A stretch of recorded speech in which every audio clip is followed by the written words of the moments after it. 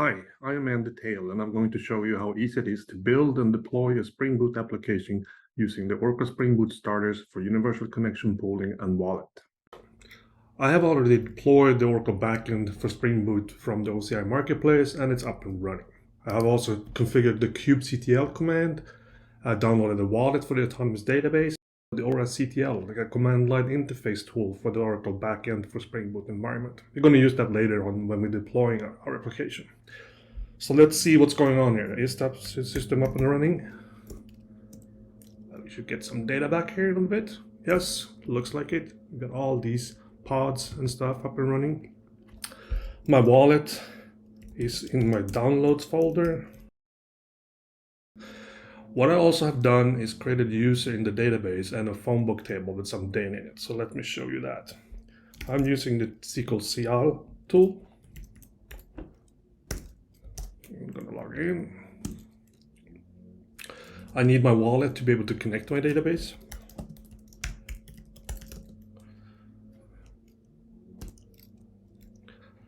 I loaded the wallet and can see what kind of TNS entries I have. We're doing show TNS. Here it is. So let's connect to my user I created. So I do connect. My username is atail. Got a very cool password.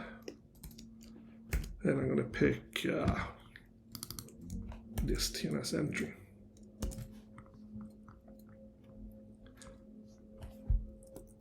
And of course, I did a typo. There we go. Much better. I'm going to look at what's in the data here. I got my Phonebook table. So if I do describe on Phonebook, it looks like this. And I pick some rows from that one.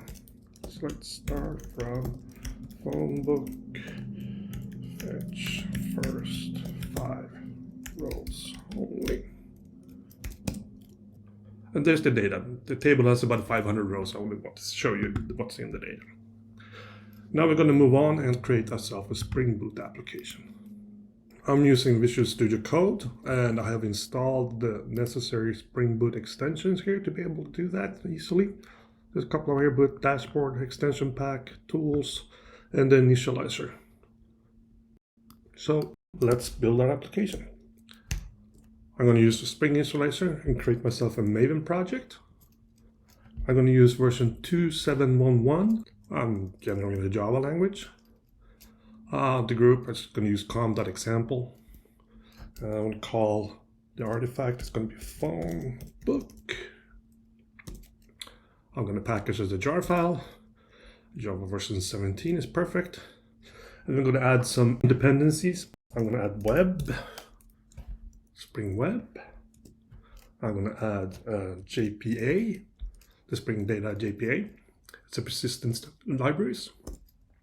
I'm going to add something called Phonebook to make that code a little easier. Helps reduce a lot of annotation and boilerplate code. And I'm going to start actuator. And that's it. So I'm going to hit enter. And I'm going to put it somewhere. I'm going to put this thing in a new folder I called PB. Perfect. Great there. And generate my project into this folder. I want to open this thing. Here it is. What did it do? Created some Java class here, Java Phonebook application.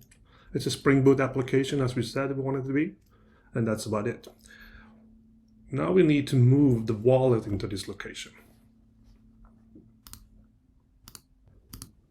So this is the location where I have stored my source code I just generated. I need to move the wallet into this location because we're going to need that to be able to communicate with our database. I'm going to create myself a directory called wallet and unzip my wallet, which I downloaded earlier. Downloads called wallet leoparddb.zip. There we go. I've got the wallet in my directory, and we can start using that. So now when we have our wallet here in our directory, we need to do a little bit of configuration to make it work properly. First thing we need to do is make sure that the wallet application is properly set up. By default, it's not. So we need to take the directory where the wallet is actually stored, put it in there, save the file.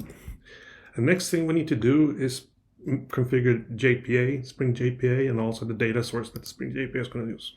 So we've got this application properties file here. I like YAML files better, so I'm going to rename it. Just me. And so you don't have to sit here and watch me type. I've already prepared the file, so I'm going to copy paste it from a different window. But let's talk about it. My application name is Phonebook. I'm configure JPA to do the DLL with the status update. So that means if the schema doesn't exist, it will update the schema accordingly. If you're also going to use the Oracle dialect, you want to format the SQL, and I'm going to do some debugging, show SQL equals true. JPA will then connect using a URL, and again, we need to put the path to the wallet here. Put there. We need the username, a password, which driver we want, and we want to use the UCP type of driver, so we configure UCP here, and we call it the Phonebook connection pool. It can be anything. And the pool size, max, and mean, and things. You can play around with this, but this is just a good starter. Let's run the application and see what happens.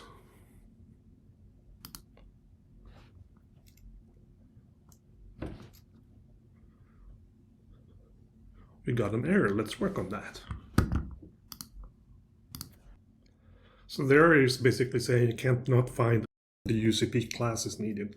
So what I need to do is add those Spring starters for both the wallet and Oracle UCP. So I'm having it in a different file. I'm just going to copy paste it in here. There we go. And beautify a little bit. I'm going to save this one. Visual Studio Code is going to ask me if I want to synchronize, and yes I do, because I want those libraries to be used.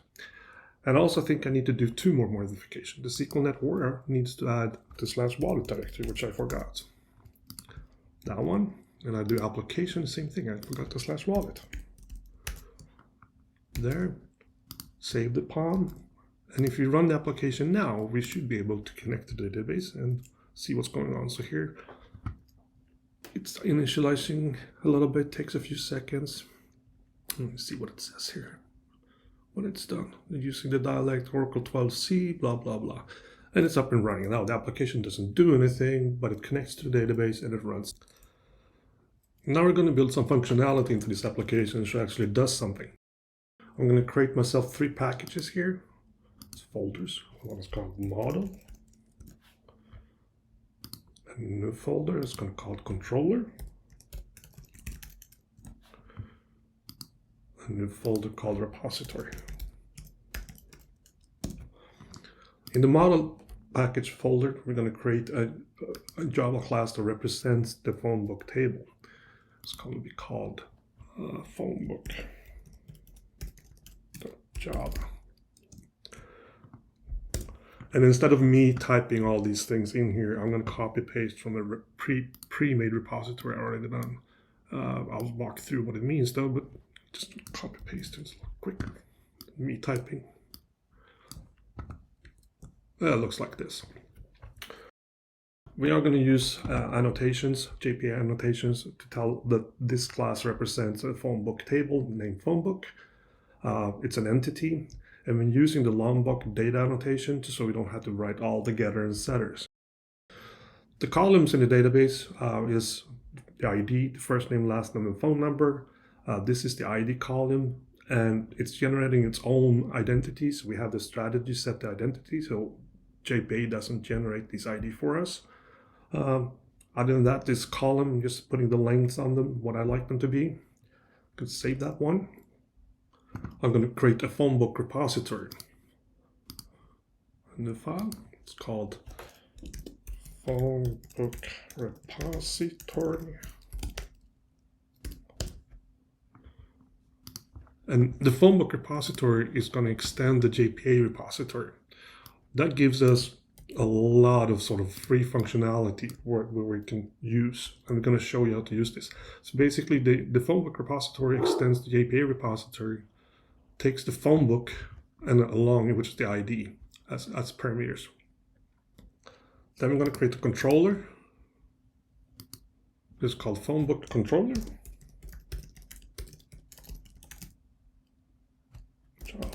Something like that. And the Phonebook controller is actually the one that we build our little functionality into. So in our case, I'm going to put a get method here and expose this as a REST controller and list all the Phonebook entries. So I copy paste again. It's a REST controller. Initialize it. We have a get mapping with this /Phonebook. And what that will do is return a list of Phonebook called get all entries and returns from the repository .find all, which is all of those records. I'm going to save all. And if everything is working as it should, I'm going to run the application.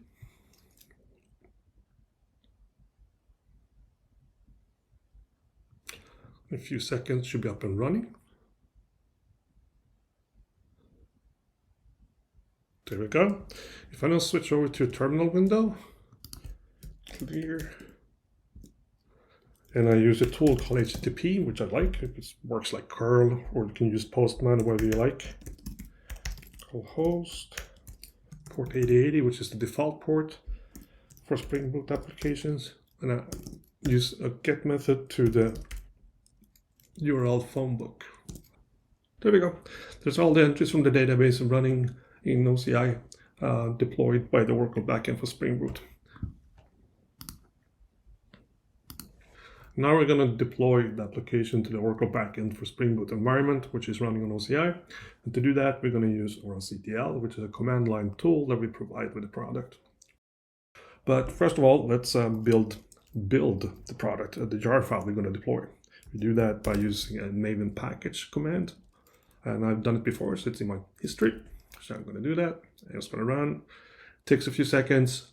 And the jar file will be located in the subdirectory called target.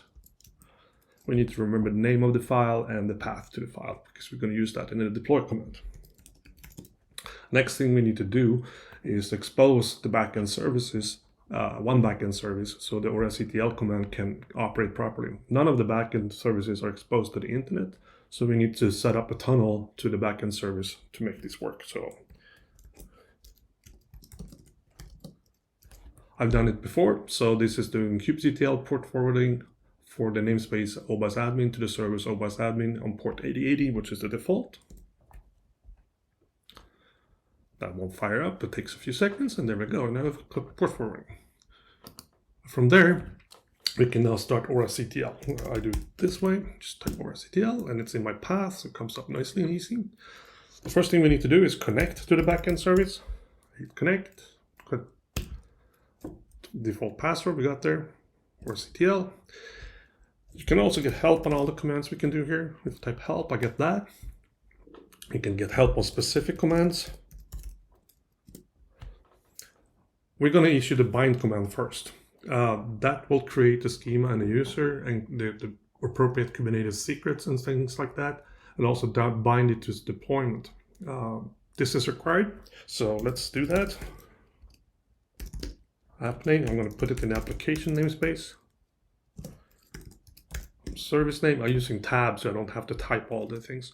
And it's going to be the name of the service or the database user. In this case, it's ATL. And we can see that in our application YAML, where I have the username ATL, and I'm going to have to type in the password here too.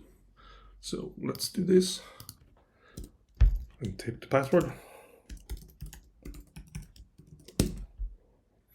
And it created the secret and successfully created all the other things. So, and now we're going to deploy the application. We're going to use a command called deploy. The help command tells us what it needs. It needs a couple of parameters to make this happen. So let's do this deploy. We need a redeploy to be false, because it's the first time we deploy this application.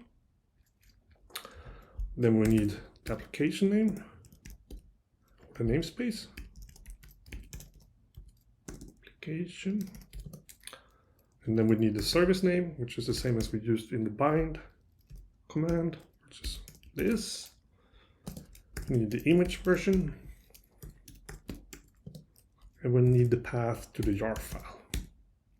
And I have it already over here in a little document, so I don't do typos. There, I'm gonna hit enter. Oh, that's me again. Why do I do typos? I need to remove that part. You couldn't find that, obviously. So what happens now, I hit enter, it's gonna upload this and deploy the application. It takes a few seconds. And after a few seconds, the application has deployed. So let's see if it's there. Let's leave ORCTL. See if it lives in the application namespace.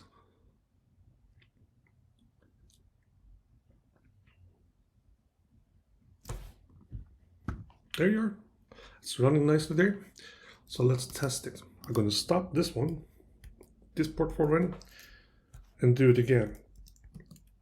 But for my application that we just deployed. Service slash, and what was it there? ATL port 8080. That's me. Application.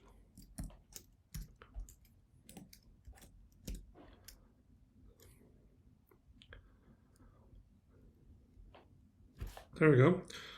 So now if I use my favorite tool again,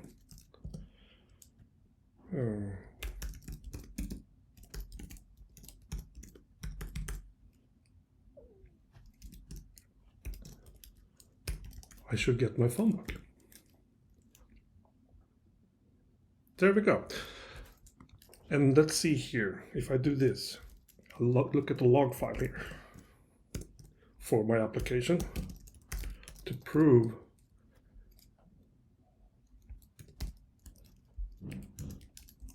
that it actually did something. It looks at the log file in my environment that runs in OCI.